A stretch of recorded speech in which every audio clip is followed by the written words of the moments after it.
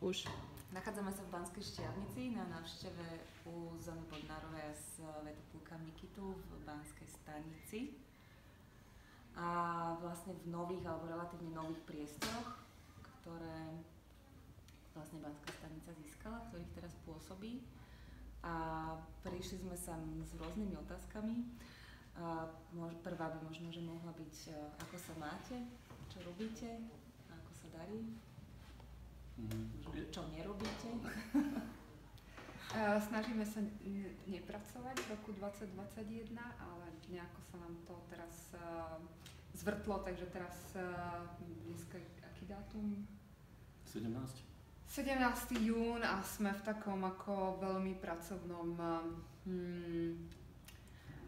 hektickom období, pretože žijeme prípravou a finalizáciou výstavy, relatívne veľkej výstavy keramiky Imricha Vaneka pre Východoslovenskú galériu, ktorú sme odložili z minulého roka kvôli práve pandémii a kvôli tomu, že sme nechceli robiť fyzickú výstavu keramiky do zavretej galérie. Takže my sme boli pred takou dilemou, že či tú výstavu vôbec urobíme a vrátime ten maličký grant, ktorý sme na ňu získali, alebo počkáme do poslednej chvíle a vtedy sa do toho pustíme. Takže sme zvolili ten scenár typu B a samozrejme posledná chvíľa znamená to, že sme jeden deň v Bratislave, druhý deň v Košiciach, jeden deň sa preberáme vlastne reálne ako depozitom Vaneka v jeho dome na Kolíbe, ktorý je v takom nespracovanom móde.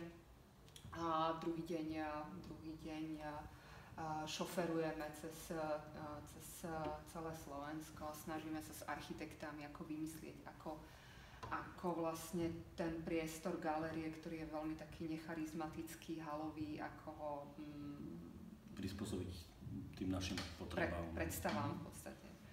Takže možno aj keď sa dneska budeme baviť aj o ekológii, tak ako urobiť vlastne architektúru výstavy, aby sme nemali príliš veľké výčitky svedomia, že tie dosky za 1,000 eur vlastne po 3 mesiacoch vyhodíme, takže my tiež už premýšľame, že OK, urobíme to tak, ako to chceme.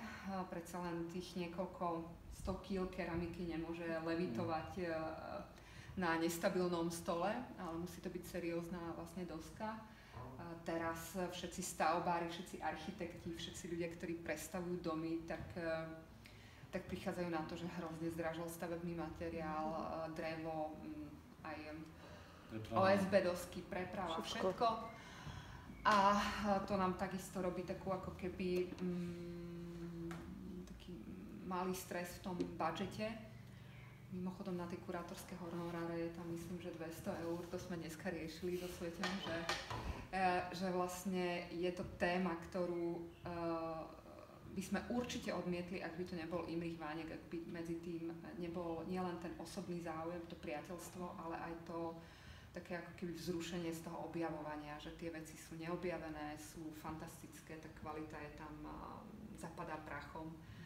Takže je to taký osobný challenge a preto to tak obšírne hovorím, lebo skutočne ten rok 2021 je o nič nerobení, ale teraz ideme na tých 200% a sme z toho trošku aj taký nervózni, musím povedať, lebo od januára do teda mája sme mali vypnuté, hádam, všetky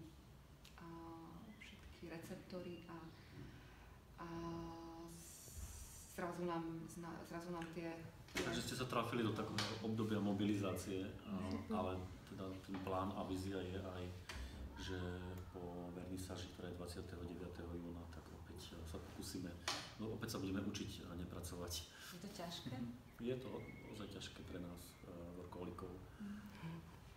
A čo vás motivovalo urobiť pauzu? Možno by to bolo lepšie spýtať sa, čo nás donútilo robiť pauzu a donútilo nás veľa vecí, a ktoré sme aj nejakým spôsobom sa snažili zadefinovať, nie v tom statemente o tom, že 13. sezóna Banskej stanice nebude. Takže je to to 13. poschodie v hoteloch, ktoré neexistuje. Je to aj také osobné ako keby vyhoretie, aj taká ako keby možno také také jemné pocítenie nejakej krízy. My sme 12 rokov sa vždycky o niekoho starali a zrazu sme mali pocit, že by sme sa mohli začať starať aj o seba a aj o naše duševné, psychické a vôbec to akože osobný rozvoj.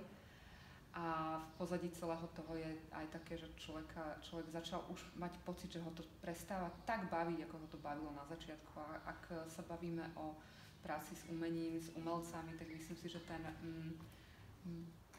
nechcem povedať nezištný, lebo vždycky to bolo nezištné a vždycky to bolo veľmi osobné, ale že zrazu ten plamienok tak vyhorieva postupne.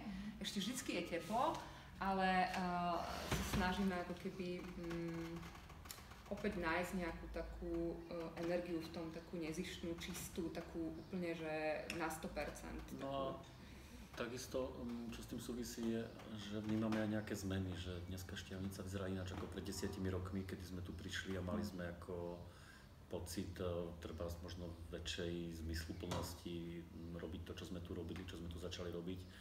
A medzi tým prebehlo aj Mesto kultúry, kde sme boli v programovej rade a kde už Štiavnica bola až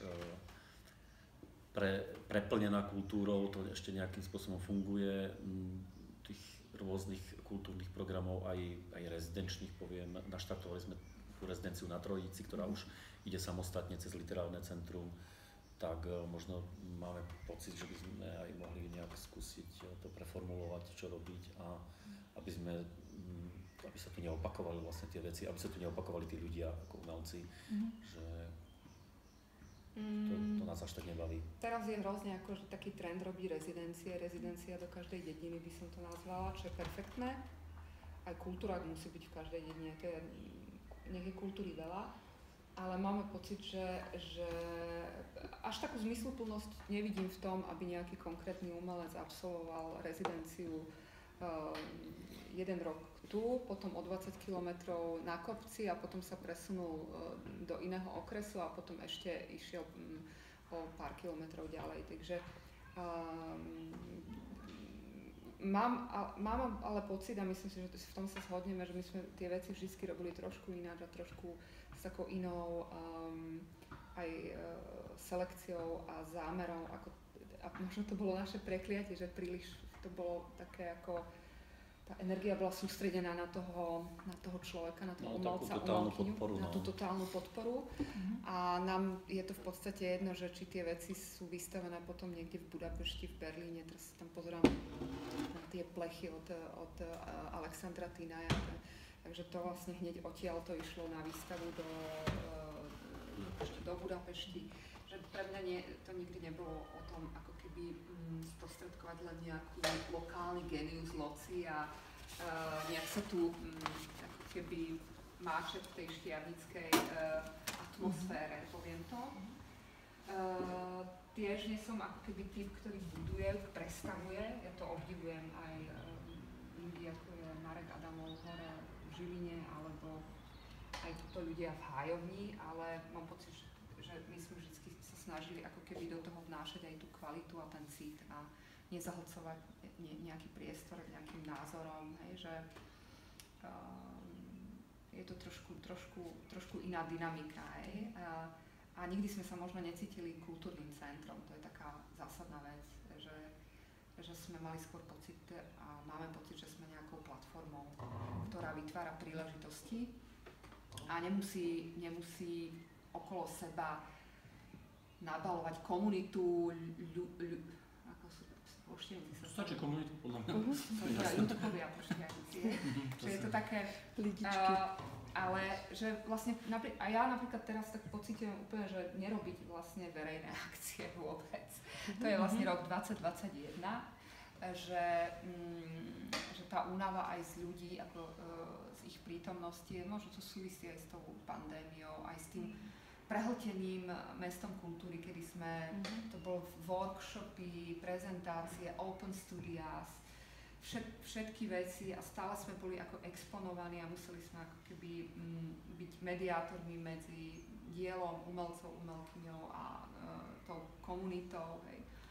A nás tak vyčerpalo, že ja vlastne ten rok 2021 by som kľudne ako zvládla akože nevidieť ani jedného diváka. Je to teraz také ako hyperbola skôr. Ale to, čo vlastne Svätopluк povedal, že už sa tak akože začíname nad tým zamýšľať, že vlastne akým spôsobom to celé preformátovať. Pretože tento aktuálny rok ukázal, že aj to, že o tie pobyty je medzi umelcami veľký záujem. My sme urobili také otvorené priznanie nášho vyhoretia na sociálnej sieti, kde sme sa rozhodli, že nepodáme grant na FPU, ktorý je našim, ako to už zvykne bývať v mnohých kultúrnych centrách, hlavným partnerom, čo je fantastické, že existuje. A samozrejme si to vyžiadalo aj také rozhodnutie, že a teraz to nepodáme a vlastne čo budeme robiť? Dokážeme nič nerobiť a teda, že ten priestor vlastne je tu dielňa grafická, sú tu ateliéry, je tu dole galéria, čo teraz ako zamkneme a odídeme mimo okres alebo zahodíme kľúče na rok. Takže vlastne sme urobili taký open call, nekurátorovaný, že ktokoľvek sa mohol prihlásiť a paralelne každý mesiac sa tu striedajú dvaja umelci. To znamená, že od prvého v mesiaci prídu dvaja umelci, posledný deň v mesiaci odchádzajú a zase ďalší. A to teraz hovorím úplne tak ako tým, že si to ja osobne veľmi vážim, mňa to veľmi potešilo, že my sme 12 rokov dávali podporu tým umelcom, umelkyniam a teraz vlastne sa celý ten kalendárny rok skutočne zaplnil a vnímam to ja osobne ako, že sa tá podpora zo scény umeleckej ako keby týmto vracia, že zareagovala na ten náš podnet takýmto spôsobom. Ty si vlastne tak mimovoľne ako keby opísala fungovanie podľa mňa mnohých ľudí v kultúre, že ako dávajú do toho naozaj všetko, ale či už tá výška honoráru alebo ocenenie nejakej miestnej komunity alebo už čokoľvek proste nebýva veľmi vysoké. A je to udržateľné? Ja si stále dávam otázku, že či vlastne tá udržateľnosť v tom, nemyslím teraz ekologická, myslím presne nejaká vnútorná, možno psychologická, osobná skrátka, že či sa takto dá fungovať a či náhodou toto nie je celá aj otázka, že nielen tohto roka, že 2021, či to nedefinuje trošku aj smerovanie do budúcnosti a že či si aj vy v sebe nejako definujete to, že budete robiť v budúcnosti inak alebo niečo z toho si zoberiete, niečo bez čoho ste si mysleli, že nemôžete žiť a zrazu zistíte, že môžete žiť. Je také niečo, že sa to nejako možno už formuje vo vás? Určite áno, to je to aktuálne uvažovanie a aj ten modus, ako kedy teraz už vieme, že tu nemusíme každý deň byť a je to dosť oslobodzujúci pocit, ktorý sme ako predtým nepoznali, ale pritom nás nikto nenútil tu chodiť, to bol vlastne sami sme si vytvorili ten harmonogram taký, aký bol a my sme síce sa nikdy nesnažili robiť toho veľa a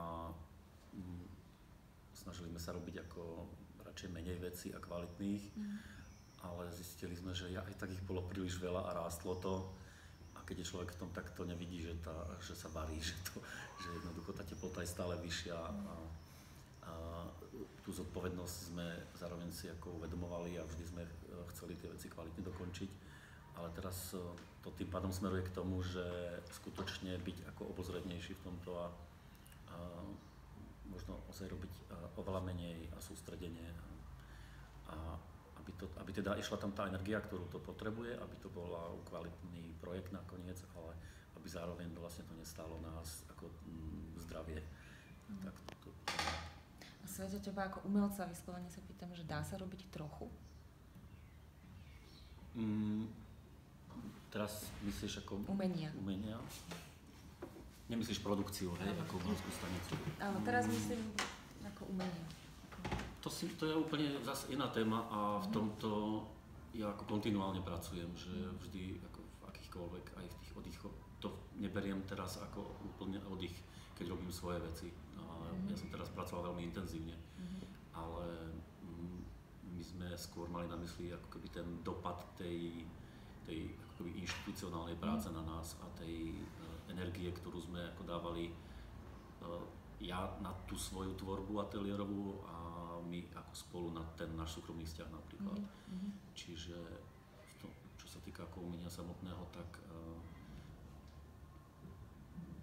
ja osobne si myslím, že dôležité je robiť ako kontinuálne a nie iba ako keby raz za čas na nejakú výstavu alebo prestať a potom sa k tomu vrátiť. Tak to asi nejde. Zuzana, a ty si pocítila nejaký, že viem, že ty si bola vždy teda extrémne pracovitá, ako som ťa vnímala, veľa toho máš za sebou a že keď si v tejto pauze, teda okrem toho, že teda robíte teraz túto výstavu, tak nechýba ti to, alebo dá sa to zvládnuť vlastne? Ešte dá sa to úplne zvládnuť, keď si voľný čas vyplníš pilates, antigravity, behanie, masáže, to si rozdelíš na celý týždeň, ale nie, robím si akože voľne, ale v podstate existuje aj iný život ako pracovný. Ale je pravda, a to myslím, že so Svetoplukom sa môžeme zhodnúť na tom, že to nepracovanie sme si museli naordinovať. Že sme si vyslovene dali taký domáci záväzok, že napríklad doma sa o práci nebavíme. Alebo keď ideme vyvenčiť psa, že snažíme sa o práci nebaviť. To bolo vždycky úplný opak. My sme najlepšie projekty vymysleli, keď sme boli venčiť ráno psa, potom sme si to ako keby zapísali, rozviedli to ďalej a vlastne to prechádzalo celým dňom.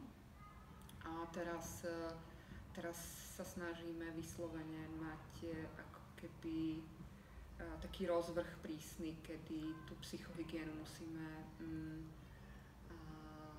si normálne ako keby naordinovať. Takže je to asi ťažšie, ako sme si mysleli. Nerozprávať sa o 10. večer o práci. A kde začína a končí práca? Lebo pre mňa je to niekedy veľmi ťažké v tejto branži. Vieš, je to dobrý poznatok. Ja som to nikdy neriešila. Ja som vždycky mala pocit, že to celé je ako keby život. Že keď robíš s kultúrou, s umením, že to je niečo veľmi organické, čo prechádza úplne všetkým a kľudne by sme si mohli ako pri nalievaní vody z metov z našej záhrady, od záhradníctva prejsť úplne po až, ja neviem, že či by sa to dalo otláčať, sklárstvo, v sklárni, minulý týždeň. A vieš, išlo by to ako flow, ako keď proste tí hip-hopery hovoria a prechádzajú tému cez tému. A my sme to vždycky takto mali, ale ja si myslím, že nie sme my jediní v týchto ako keby v tomto stave vyhorenia, v nejakej únave. Ja si myslím, že teraz je to taká posledné 2 roky taká silná téma ako psychohygiena, vôbec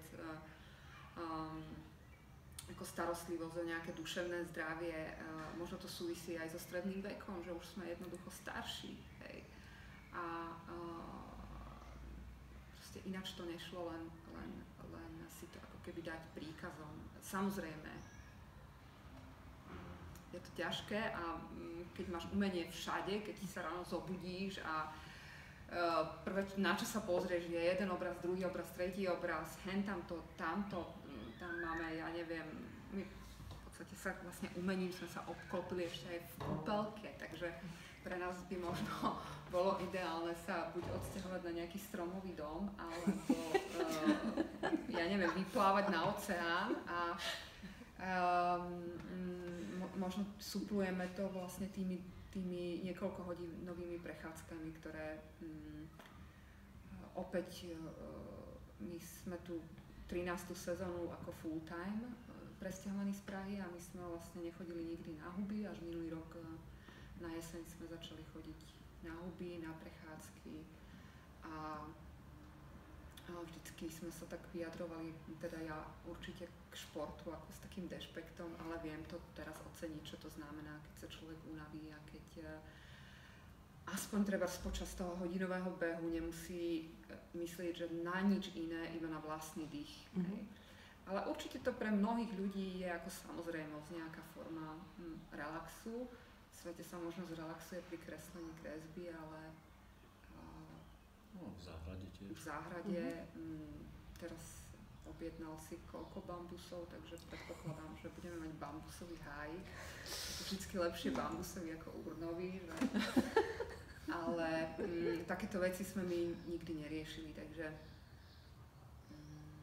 z tohto hľadiska. A ešte jedna vec je, že sme možno zistili, že vôbec to nemusíme treba zrobiť to, čo robíme tu. Že to nie je niečo, že teraz sme si tu pamätník ako vybudovali, ale že ten challenge, a to sme riešili minulý rok, kedy človek zakopáva o kultúrne centrum na každom rohu a má pocit, že rezidencie už je ako forma hotelového bývania, teraz to veľmi tak zhadzujem, pardon. Ale že to vzrušenie možno aj vlastne zo strany umelcov a umelkyň by bolo možno oveľa intenzívnejšie, keby mohli objavovať nejaký nepoznaný svetadiel, poviem to. Že ísť niekde inám, mať nejaký iný impuls, zažiť niečo iné, alebo takže tak asi som trochu vychádza aj z toho, že si vlastne aj ty bola niekde. A ja som vlastne bola niekde inde, takže som zažila taký ten impuls toho prostredia, ktorý som si povedala, že toto by mohlo byť zaujímavé aj pre kreatívnych ľudí s takou ako keby inakosťou, ktorá možno je nám aj blízka, ale zároveň vzdialená, stretávať a tak. Teraz mám ja najkrajší výhľad.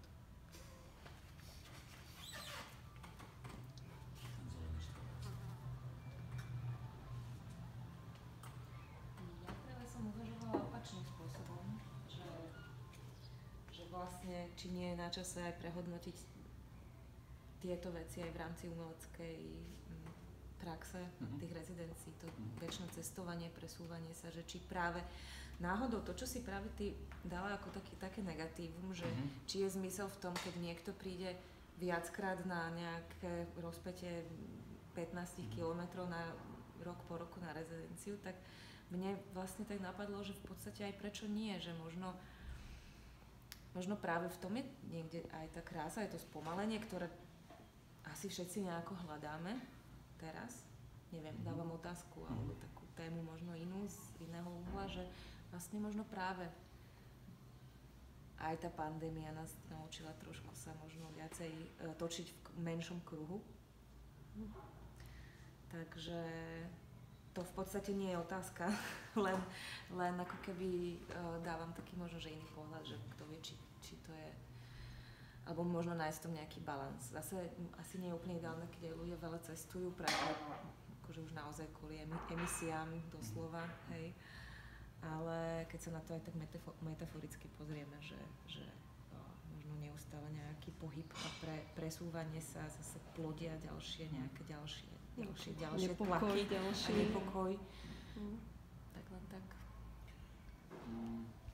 Tak my sa na to možno pozeráme trochu ináč v tom slova zmysle, treba, že my ako keby už 10 rokov tu sme, že vlastne to prostredie, že sa v ňom už 10 rokov vyskytujeme, veľmi intenzívne sme v ňom pôsobili, aj pôsobíme a má to ako keby aj nejaký dopad na to okolie, ale zároveň sa aj ako nejak trochu vyčerpáva to prostredie tým. A neviem si úplne predstaviť, že v umení, či taká ako keby zapuzdrenosť a také vytvorenie, alebo také to spomalenie, ktoré nastalo kvôli tej pandémii a ktoré má určite aj pozitívne aspekty, aj negatívne. Neviem si, že pre umenie, či je ako keby nejakou cestou, lebo tam skutočne je dôležité a pre mňa je dôležité ísť aspoň raz za rok do toho Nemecka a vidieť tie veci naživo, vidieť ten prístup tých ľudí k tomu a veľmi mňa to, teraz som si to uvedomil, lebo je to vlastne prvýkrát za 20 rokov, že som nebol rok v Nemecku a to vlastne viackrát za rok idem a pre mňa to bolo vždy také, vždy mi to dodalo aj chuť robiť to, čo robím, že predsa to má niekde zmysel, že tu na vlastne tú spätnú väzbu, keď ju nedostanem, ale tam ju dostanem, tak mi to stačí. A podľa mňa v umení sú veľmi dôležité aj tie výmeny. Preto aj, samozrejme chápem ten aspekt toho cestovania, ale kedysi sa jednoducho išlo na koni, ale išlo sa ako z toho Talianska do toho Francúzska, alebo z Ruska do Talianska. A z Moldavy na bicykli. A tie veci boli veľmi dôležité pre nejaký posun. Ako samozrejme, my sme si ja som si pred 5 rokmi urobila vodický preukaz a kúpili sme si auto a zrazu sa to všetko tak zintenzívnilo. Dovtedy sme chodili autobusmi, vlákmi a pamätám si, že sme veľké plátna na veľký formát viezli vlakom. Hej. Ale už by sme to dneska nevládali. Dneska by sme to nevládali a ešte jednu vec chcem povedať, že ono to, myslím si, že je veľmi dogmatické sa na umeleckú produkciu, ktorá to nie je len o tej tvorbe, ale je to aj o tej produkcii a všetkých tých veciach okolo, že keby sme mali byť veľmi prísni a začať úplne od seba, úplne že od seba. Vy ste ako prišli vlakom? Vlakom? Ja. Tak my sme boli aspoň dvaja v tom aute. Vieš, ja tiež mám výčitky, že idem ako so Sveťom proste akože do Litomyšle na vernisáž iba.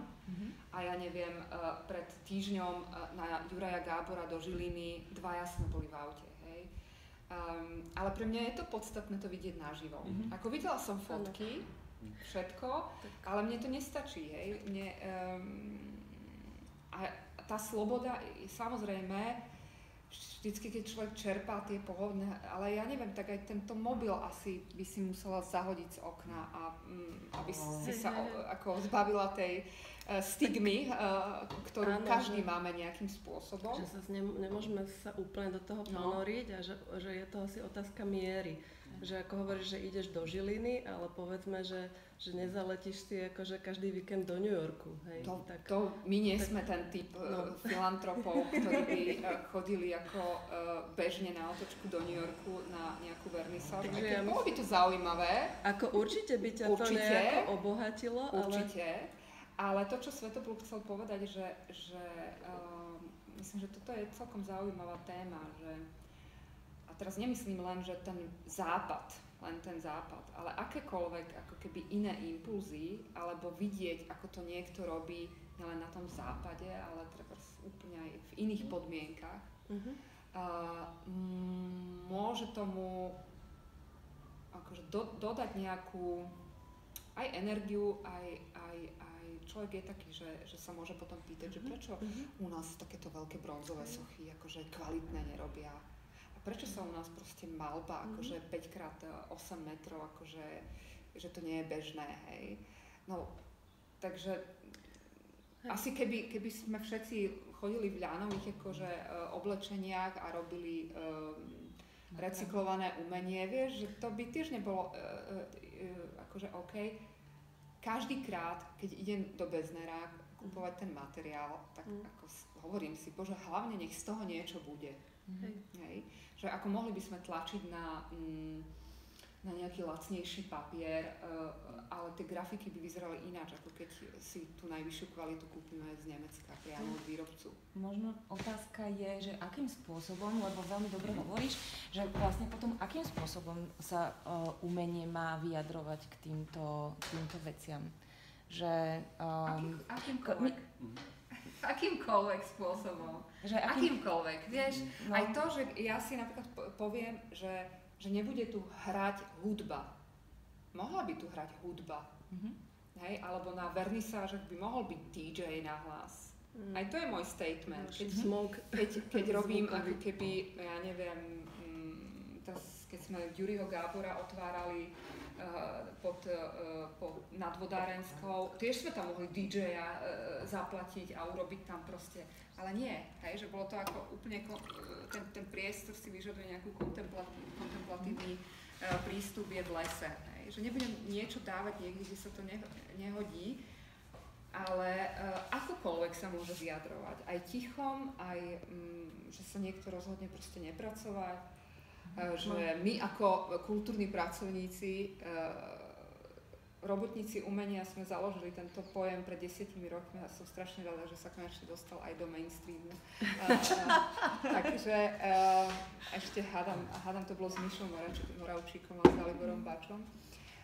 Ale to, že napríklad my ako záhradu nekosíme vyžinovačko, alebo jak sa to volá, ale že máme 3 ovce, tak aj to je akože náš prístup k tomu celému. Hej, že ja len si neviem predstaviť už teraz, že by som trebárs to auto nemala, asi by som to nezvládla.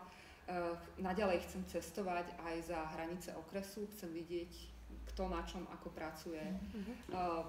Minulý týždeň sme si naplánovali, keďže už je možné prekračovať hranice, v Mníchove je veľká výstava, až taká retrospektíva Philipy Barlow, kto nebol na Biennále, tak možno asi nemáš tak ako keby možnosť to vidieť, tieto jej veci. Pani má cez 70-ku, myslím si, že takýto prístup, akože u nás asi nebude v Slovenskej národnej galérii výstava, alebo ani v Kunsthalle v Žiline. Je to 5 hodín cesty vlakom. Tak dobre, tak to pôjdeme vlakom, alebo 7 hodín z Bratislava. Že je to na nejaký menší román, hej? A teraz si zoberieš knihu a teraz máš sledovať, že či to je na recyklovanom papieri, aby to bolo dokonalé, alebo... Ja tiež, keď robím veci. Odtiaľ potiaľ. Vieš, že je tam ten balans, ako... teraz slovo. sme všetci v tom virtuálnom priestore, ale vlastne aj virtuálny priestor je akože ekologicky závadný. Samozrejme. Takže hlavne tá naša možnosť, či ja, alebo ty, alebo kdokoľvek budeme chodiť bosí v lanových šatách, to nezmení nič samozrejme. Alebo či budeme chodiť každý deň autom, to je úplne v podstate jedno. Tam sú úplne iné veci dôležité a v podstate ide podľa mňa iba o také symbolické gestá, ktoré možno alebo nemôžeme robiť a vôbec nie o nejaké teraz počítanie uhlíkovej stopy každého umelca alebo kultúrneho robotníka. Tak ukázalo sa, že vlastne ten impact toho jednotlivého spotrebiteľa je pomerne malý a že sa z toho stalo, že ako keby taký zase ďalší greenwashing, že a toto si kúpite a tým podporíte, alebo že nakupujte si toto, lebo je to strašne green, ale keď si toho nakúpite zase na kvantá, tak tou akciou už nie ste green, takže... Vieš, my veľmi citlivo vnímame, ako tu na vidieku sa napríklad vypilujú staré ovocné stromy. Ešte stále to nie je nejaká taká braná hodnota, že veľakrát sme si všimli, že keď sa predá chalupa, Tu je taká ako aktuálna téma, hej. Štiavnický región, atraktívny, tak veľakrát sa pristaví taký ten veľkokapacitný kontajner, to je akože signál, že sa zmenil majiteľ a vypília sa stromy ovocné, staré, hej. A nasadia sa tam tuje. Takže toto je niečo, čo napríklad si myslím, že neviem, či sa to osvetou spraví, neviem, že či k tomu miestu musíš mať nejaký ako keby rodinný vzťah, musíš vedieť, že to zasadila prababička tvojho otca a že tieto jablčka, akože, či tá osobná linka ťa musí k tomu doviesť. A tým chcem nadviazať aj na tú ako keby osvetu v tej, na tej úrovni ako od separovania až po, ja neviem, postreky ekologické, neplýtvanie. Že musíš ako keby na osobnej linke niekoho konkrétneho ako mu to naznačiť, potom mu povedať, že to sa dá aj ináč. Zrazu ti rodičia povedia, že už nestriekajú tým karatem, že už si teda kúpili ten bio sprej proti vožkám. Nejaký škoricový extrakt. A že to akože nikto im to nenakázal, len jednoducho sami na to ako keby prišli, lebo videli, že ty s niečím nesúhlasíš dlhodobo, riešiš to a tak ďalej. A aby sme sa od toho umenia nejak veľmi nevzdialovali, ako asi umenie bude vždycky nejakým spôsobom mať takú tú stigmu, že tie materiály sú šťastí nové, aj keď si rámuješ starú grafiku, aj ten rámar používa nejaké gleje, tie stromy, ja neviem, dáš si to do nejakého orechu, no máš zisťovať, odkiaľ je ten orech, optické skla, teda galerijné sklo, tiež ten proces sklárňach, akých, že to je taká suma informácií. Môžem povedať, že my aspoň offsetové farby máme z druhej alebo z tretej ruky. Máme tu veľkú zbierku starých linolejí.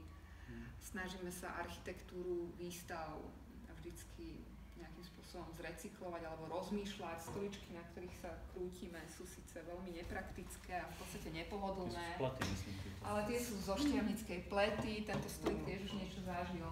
Kreslo je z hotela Kiev. Ja si myslím, kreslo je z hotela Kiev, takže proste poviem to tak, no ten Xerox sme si kúpili pred 7 rokmi, je pravda, a asi tiež by mal nejakú závadu v sebe ekologickú. No, ja si myslím, že keď úplne neekologickým spôsobom vlastne urobíš veľkú inštaláciu, teda Ruda Sikolu, ako bol u vás na stanici ešte, tak asi si aj tak pre tú myšlienku urobil viac, ako keby si neurobil nič. Tieto tlače, mimochodom, to je veľmi akože, dobrý podnet, lebo aj tam sme mali takú ideu a stále ona je, pokiaľ ten materiál sa neskazí, že vlastne zrecyklovať tie tlače na nejaké tašky alebo na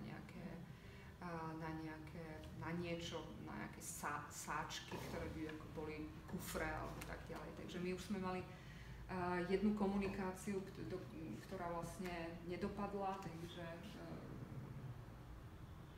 možno si na to vyčleniť rok 2022 a všetok ten materiál, všetky tie naše zbierky materiálové, pretože my sme z druhu zberači, takže my máme niekoľko skladov plných rôznych pomôcok, ktoré boli povyťahované zo zberu a ktoré už užili aj umelci pri svojich prácach, takže aj v tomto mám taký, mám pocit, že taký akože pozitívny bod v sebe interný, že mnoho umelcov, ktorých sme za 12 rokov mali, tak sa už hrabali v tých našich zbierkach a využili ich na nejakú inšpiráciu a dali ich späť do hry vlastne nejakým iným spôsobom. A čo som ešte chcela povedať? To je niečo, čo aj mňa baví, ako keby taká ako aj vlastná, ako také preverovanie tých starých vecí a nejaké hľadanie ako nového potenciálu s odstupom času a používanie toho, čo sa tu vyskytne, ako nie, prečo si niekde idem, ale to, na čo narazím cestou, ako buď v lese, alebo cestou po meste. A tie, ja neviem, tak tie prekresby napríklad, tak to som robil 20 rokov a to boli všetko ako knihy z bazárov, z antikvariátov, z kontajnerov takisto a tak sa to posúva.